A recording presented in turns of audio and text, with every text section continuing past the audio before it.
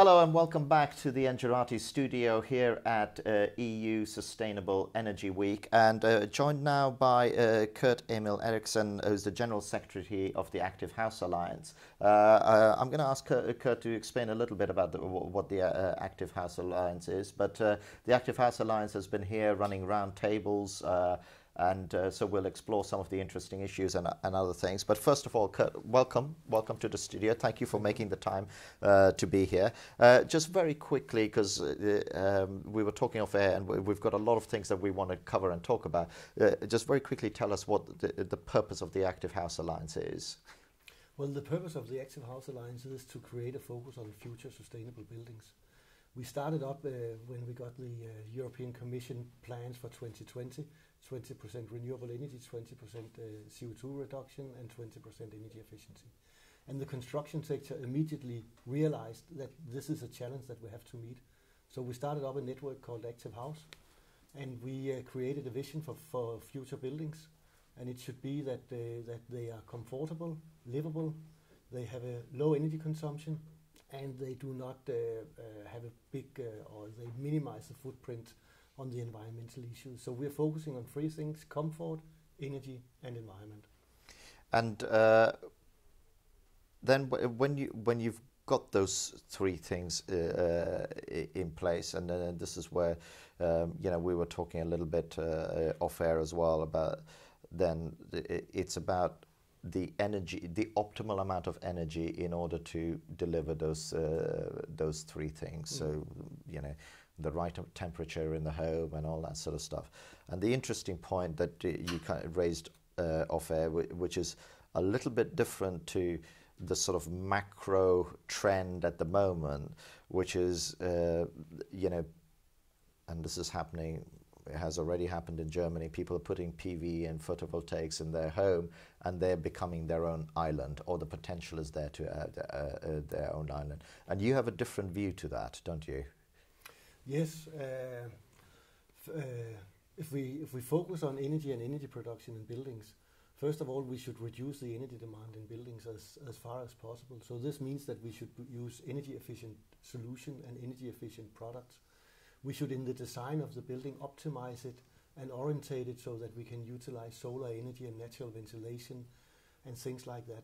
And when we then have reduced the amount of energy that we're using, then we could start focusing on how to integrate renewable energy into the building. And in some situation, it would be valuable to have a certain amount of renewable energy on the building in order to make the building CO2 neutral. But in other situations, it's maybe better to have the renewable energy in the energy grid, the electricity grid, or in the district heating. So one needs to balance those things, and we are also focusing on that balance because we want to end up in a situation where we choose the most cost-effective solutions for the consumer, and the most cost-effective solution for the consumer can be to reduce the amount of energy that they are using, and then use renewable energy. But buy the renewable energy where it is cheapest. And if it is cheapest and most cost effective to have it on the house, then it should be on the house. If it is most cost effective to have it in the grid, then it should be in the grid. But we've got a bit of an issue there, haven't we? Because we've got a subsidized scenario that is incentivizing, and this is not in all countries, but a lot of countries, Germany through feed-in tariffs, it is artificially having PVs on the roof the right or the logical decision based on personal economics.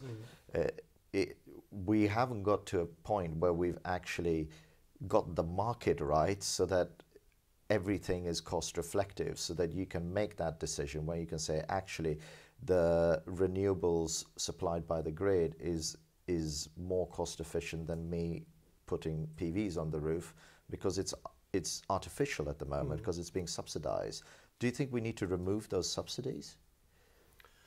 In some situations, yes, for sure, because it will not be the long-term solution.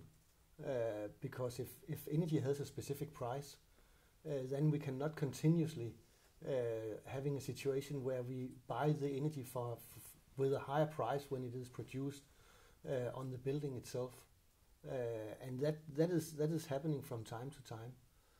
But I'm not against having renewable energy on the building. The things that I'm saying is that we have to balance it, and that is important. It's important to first of all to reduce the energy that you're using, integrate renewable energy, but balance the things that you're doing. It can be that you need to have a solar thermal system on your house if you are outside the district heating system. But if you're inside the district heating system, it would not be a good solution to put solar thermal on your building. It is obviously that you probably get the renewable energy much better from the district heating system, because you can have heat pumps, you can have big solar plants, you can have waste energy and things like that. So it's much more obviously to have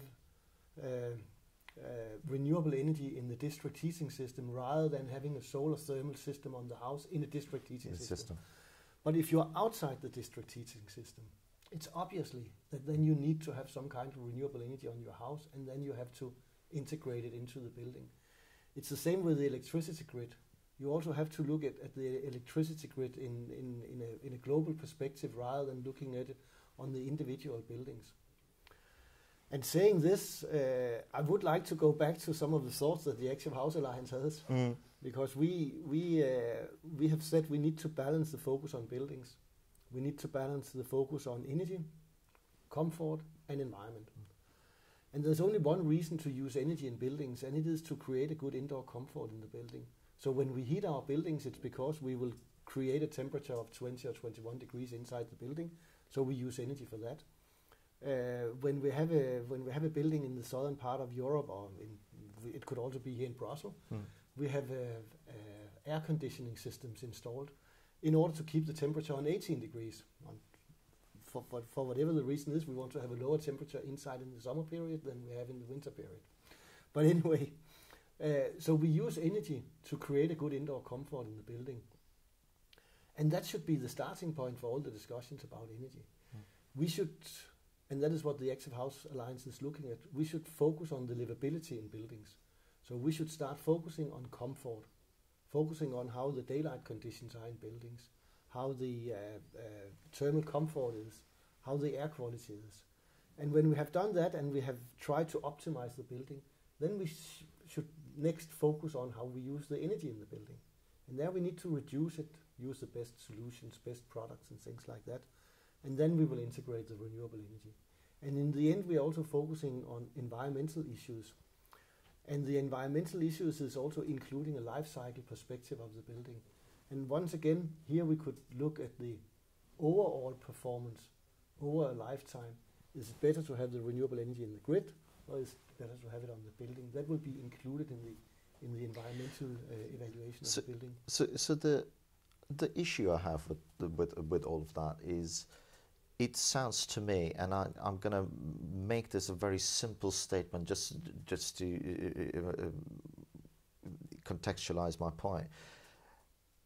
All of that can be done if you're building a new building. You know, you've got the passive house movement and things like that, where again, you know, I've read reports. It only costs you £18 to run it throughout the year to keep that, you know, your trinity of comfort, environment, and so on in a happy place.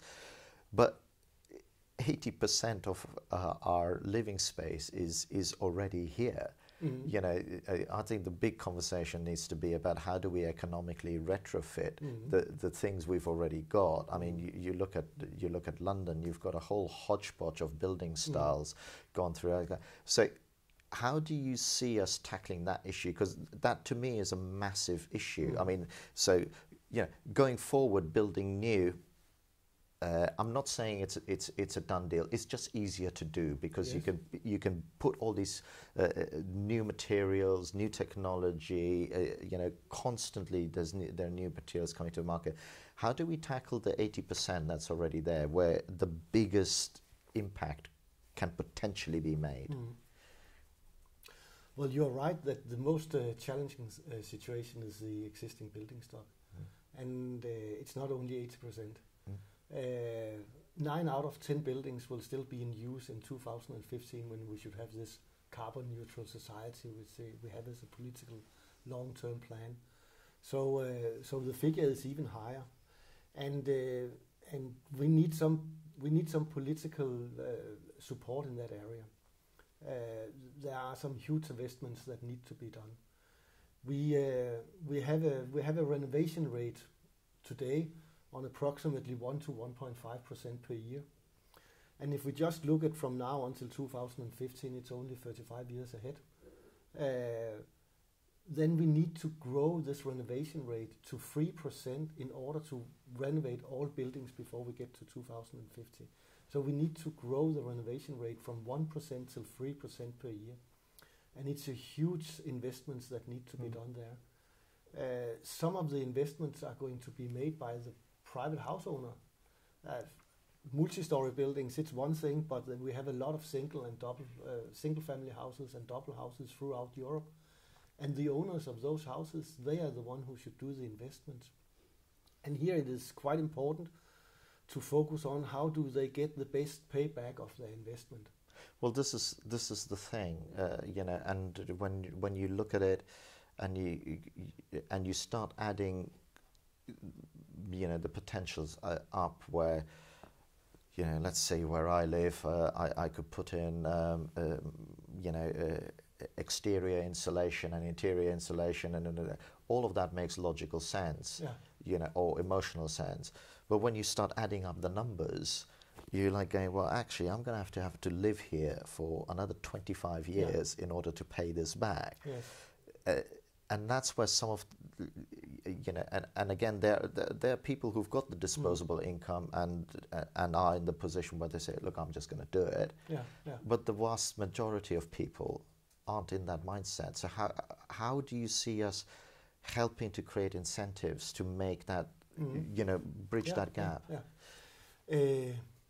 I think the construction sector has made a mistake in the past, and we have made the mistake that we have tried to sell renovation with a payback period. So we have tried to convince people that you will get a payback of this investment within 10 years. And 10 years is quite a long time, so a lot of investments are not done. A lot of investments that takes longer than 20 years are not even in discussion then. So we have as an industry made a mistake starting that we have talked about the payback of the investment. We should probably change this communication in the future. We should probably change it to a position where we are talking much more about the qualities that we will get out of the investments that we're doing. And I think that if we come back to the livability and the philosophy of indoor comfort and indoor climate in buildings, if we can start talking about the better quality that you will get in the building if you do the investment, I think that is one tool. So we need a switch from the old, and it's not that old, but from the old philosophies trying to convince people to do the investment because there is a payback period, to a situation where we are talking much more about all the qualities that you will get when you do the investment. So if I'm just focusing on a few things, an old building which is cold due to that it is not insulated good enough, there we should probably focus on the qualities that we will get into the building by insulating it, better thermal comfort. Maybe we will have some qualities with less sickness, because people get sick when they are in an unhealthy building. So maybe we should focus on the qualities that we will get in there as well. If we renovate the building, we could also create better daylight conditions in the building. So we could create a building that has a completely new indoor look, because we can install windows in the roof or somewhere else where we will get much more daylight. So if we can convince people that the investment will create some quality of their house, and thereby also increase the value of the house and maybe giving it a better sales price, then I think we will move to a situation where we can start convincing people to renovate. So as an example, if you look at the situation where people renovate their bathroom or their kitchen, no one is talking about the payback period of a new kitchen or a new bathroom. And we know that people are interested in investing new bathroom or a new kitchen. So it's because they want to do some changes of their house. They want to have the newest technology. They want to have something which pays off for their friends, which they have, which are visiting them, and so on. So it creates some internal value for them. And I think what we need is to switch to that also when we talk about energy efficiency and we talk about renovation of the existing building stock. That could be a selling point. But another thing which I would like to touch upon us also very shortly, it is the situation that I mentioned, that we need to move from approximately 1% renovation rate per year to 3% renovation rate per year. It could also be something that has a huge value for the society, because there is a lot of unemployed people. And if we integrate, or if we increase the renovation rate, then we will also start having more jobs. And that is a very important issue also, and that is an issue for the politicians to look into, because it will make a switch in the national economy. And it can create a stimulus for growth. Unfortunately, we've come to the end of the time we've got here. I did want to explore some of the key issues that came out of your workshops and things like that, but I don't know whether we can perhaps do that offline and attach that to this interview and sort of write it out in the written word. I think that'll be a very good thing.